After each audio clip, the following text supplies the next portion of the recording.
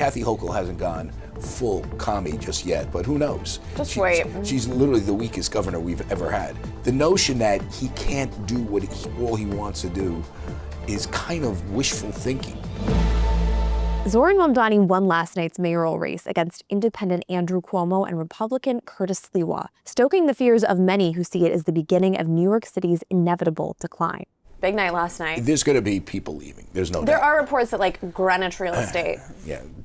Yeah. Sky high. Guess I where know I that you're about to flip your condo. No, I mean I think the local areas will see mass What did I tell you? exodus, I gave. But 1 million people. Listen, That's a lot. I gave the viewers of NYNext one of the best tips ever.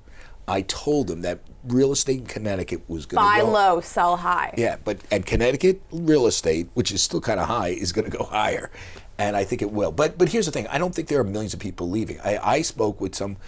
Listen, I talked to my sources. There, a lot of them are high net worth brokers. But did you speak to 1 million of them? They deal with some of the richest people in the city, and they're not. They're saying and you and me. Because, well, not because I'm rich, but anyway, because I'm not. But they're saying they're staying put for now. They're going to see how this unfolds.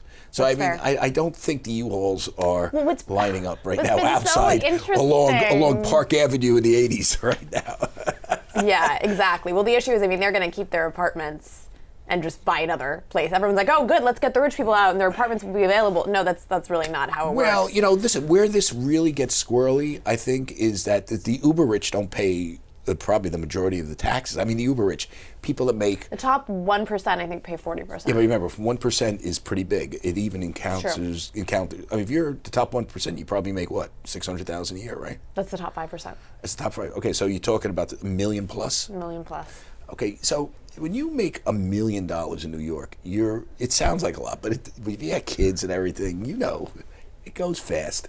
Yeah. Those are the people that Mamdami will crush, because all his taxes are literally, because a lot of those folks have to stay in the city. They work as investment bankers or whatever in Mynahan. They don't have the luxury of being a dilettante and bopping around. If you have $100 million, Beach. if you have $100 million, you're liquid. You go anywhere. Totally. And no, that's a very good point. Look, I think what's been interesting even in the last few days of the campaign is you speak with Mamdani voters, and a lot of them acknowledge that they don't think he can get anything done. They're like, yeah, and even SNL acknowledged this. They're like, there was the Mamdani impersonator saying that together we're going to find out that I can't do any of the things that I promised. And I think most voters realize he can't do it either, which is so insane that then they would continue to vote for him. But I think that's the same calculus that a lot of people making over $1 million a year or liquid $100 million also are going to think he can't actually do it. I'll just wait and see. These are people that don't understand the political ecosystem here in the city. It's moved radically to the left. The Democratic Socialists, these guys are very forceful, they're very organized, and they're very committed. And they have hooks into the state legislature, which calls a lot of the shots. Now, Kathy Hochul hasn't gone full commie just yet, but who knows? Just wait. She's literally the weakest governor we've ever had. The notion that he can't do all he wants to do is kind of wishful thinking, because the political center of the state has moved, not to Andrew Cuomo's liberalism in his heart. It's moved way over here, which is why he caved. It's why yeah, exactly. He conceded because he was sort of the lone man standing up against the far left. Right. That's what he said. I wonder if that... he could have been a maverick and carved a little path for himself as mayor. But, Mamdami does have fellow travelers up there.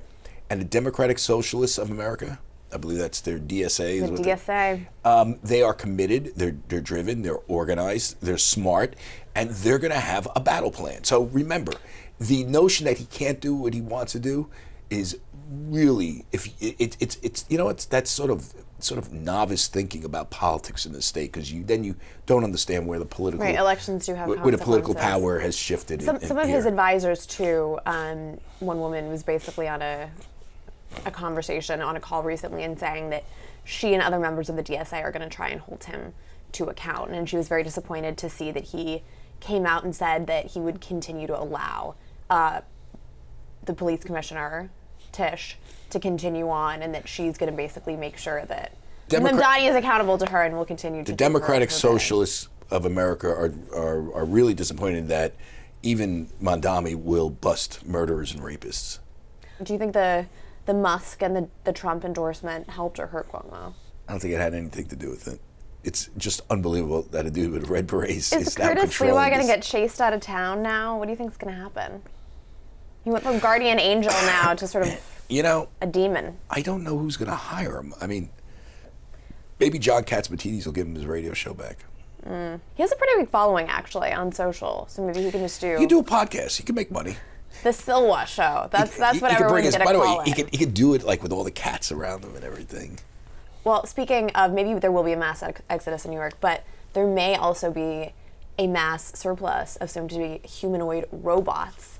You on these robots? I know. Why do you kind of like a robot? It's like, is it a fetish or a shtick? I'm part robot. I'm sure you saw the Neo robots. No, I haven't. I haven't Where kept have you up been? You've been living under a rock in Connecticut. What's a Neo robot? It's a Neo robot. It's basically a humanoid robot that has a soft body, and this broke the internet last week. I mean, it was crazy. So now you can order this $20,000 robot, or you can basically pay $500 a month. It turns out that people are spending $20,000 to buy these. One, they aren't actually ready until 2026. Unclear when they're going to be ready in 2026. So you're going to have to do your laundry by yourself. You have another few months at least of doing your laundry. And then what they kind of tried to cover up a little bit is the fact that you're thinking these are autonomous robots that basically can figure out how to do this on their own. The only thing it can do autonomously is open the door for a guest. And the fine print shows that actually on the other side of this robot, in some office building, there's somebody remote controlling it. Oh, so it's not really a robot. So they're looking through the eyes of this Neo robot, so you can't, monitoring everything that's happening in your house. Let's take this out. And then being an avatar to put things away. And so this guy's going to spy on you. You're paying money for somebody to spy on you. Now, and I don't think it does a great job. Are the Chinese behind this? No, not that we This is an American company? Yes, but it's kind of a bizarre, I don't know, it's a bizarre trade-off that you sacrifice all of your privacy. I don't think that's going to work. I think they should be paying you for that. Like, if you're going to invite basically another human that's seeing through a robot into your home, I don't think you want to pay for that. If you're going to retrofit this thing for sex... No one was talking about that. Well, that's where it's going. No one was talking about that. That's where it's going. I don't care. You want fact or you want fantasy. That's where it's going. Okay. If the minute you get these things, morons are going to, listen, there's a whole incel population out there in need of these robots for sex. Yeah. Anyway, okay, Charlie, what are you working on? Not about robots, that's for sure. Well, though he is kind of robotic. Brian Mynahan over at Bank of America. No relation, unfortunately. Mynahan today is going to have his first investor meeting in 14 years. Wow. JP Morgan has them every year. Every year. Right? Most people have them. Yeah, I think this guy waited 14 years. Oh, and wow. Investors really don't understand his growth strategy. The stock. Does he have one? That's why they don't understand his growth strategy. Not take too much risk, not lose too much money, kind of manage the balance sheet. I don't think that's enough. The stock of all the six big banks, it's the laggard, and it's been the laggard for several years now. So he's going to try to unveil a growth strategy. He's calling it responsible growth. My guess is they came up with that after millions of dollars of focus groups. Like, what do you like? Do you like growth or responsible growth? Or maybe just a long session with ChatGPT. Or maybe it was like, they typed it in. What do investors like if I want to grow my company? And anyway, they're going to try to tout that. There's a horse race for succession, finally. That's another thing he's been forced to do. I think you should keep it in the family. Give it to another Mynahan. He has, maybe. Are you available? Yes. For the low price of, how much does he make a year? 20 million? He makes like 20 million a year. You know what? I do it for less. I do it for 19. 19. I do it for 5. I would too. So we'll see. We'll see if, he's going to unveil his succession plan. Jim DeMar, the head of capital markets, will have a starring role. People think he has the inside track. It's interesting that a capital markets guy has the inside track because, again, Brian Moynihan's known as a guy who doesn't like embracing risk, even calculated risk.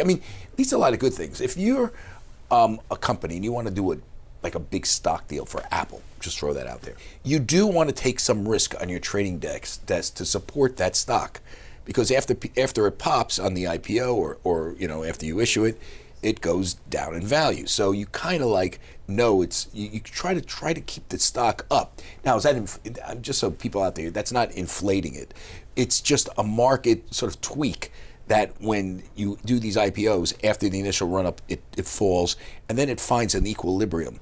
Mm-hmm. The trading desk of all these firms should try to help find that equilibrium by supporting the stock. And they don't do a lot of that because they're afraid of using their balance sheet. I think they're going to do more of that now, because that's why they don't get some of the big deals. That's why their revenues don't that they're basically lagging other banks in these sort of major categories.